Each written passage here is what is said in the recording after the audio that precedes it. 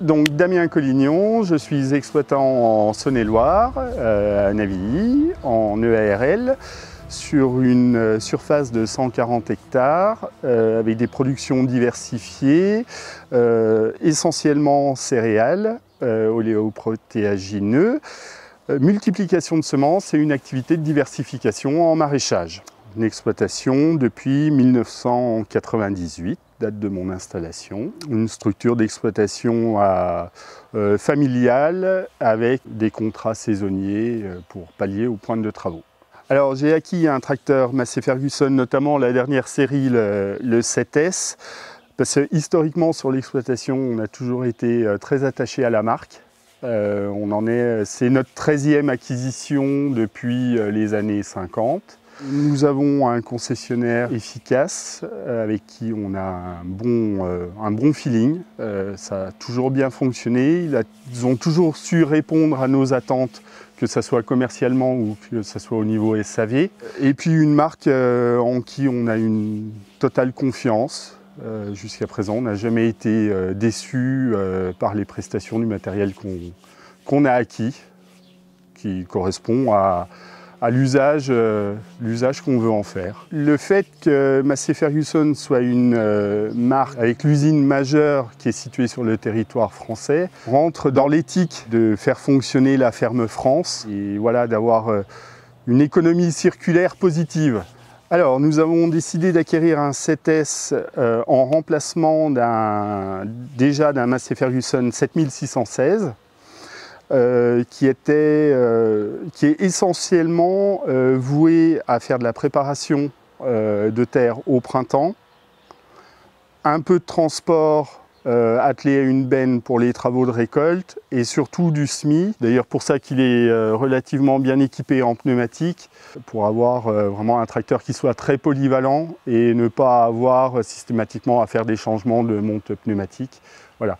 Vous voulez un tracteur efficace pour ces travaux entre guillemets légers.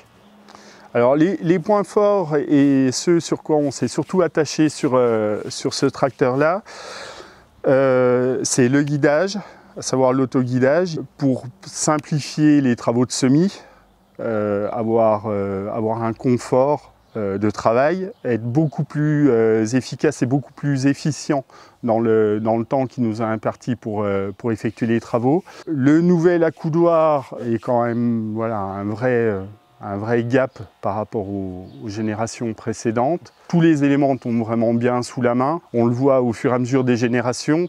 Voilà, il y a une vraie amélioration sur l'ergonomie. Après, on n'avait pas besoin d'un tracteur qui soit d'une très forte puissance. Il fait 155 chevaux. Il est en DIN-AVT. Le précédent était également un DIN-AVT, au même titre que le 7720S.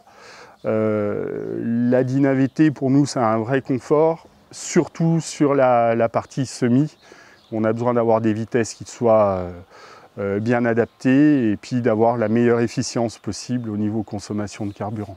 Alors ce dernier tracteur a été acquis dans le cadre d'une LOA AGCO Finance, au même titre que le précédent, le 720S, pour des questions de facilité, bonne proposition qui a été faite commercialement, et puis une gestion du dossier qui est claire, saine, sans ambiguïté.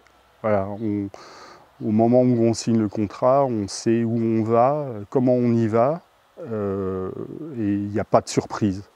Alors pour moi, l'agriculture de demain, elle va être technologique. Les nouvelles technologies vont être de plus en plus présentes. Elles le sont déjà, mais je pense que c'est que le début. On aura toujours besoin de mettre des hommes sur des tracteurs. Mais par contre, tout ce qui pourra être une aide, une assistance, à la simplification des tâches, à des automatisations encore plus poussées sur des tâches répétitives, tout ça, ça peut être que quelque chose de positif et je pense qu'il faut aller dans cette voie. Mais la voie est vraiment une voie, à mon avis, technologique et encore plus d'interaction homme-machine que ce qu'il y a à l'heure actuelle.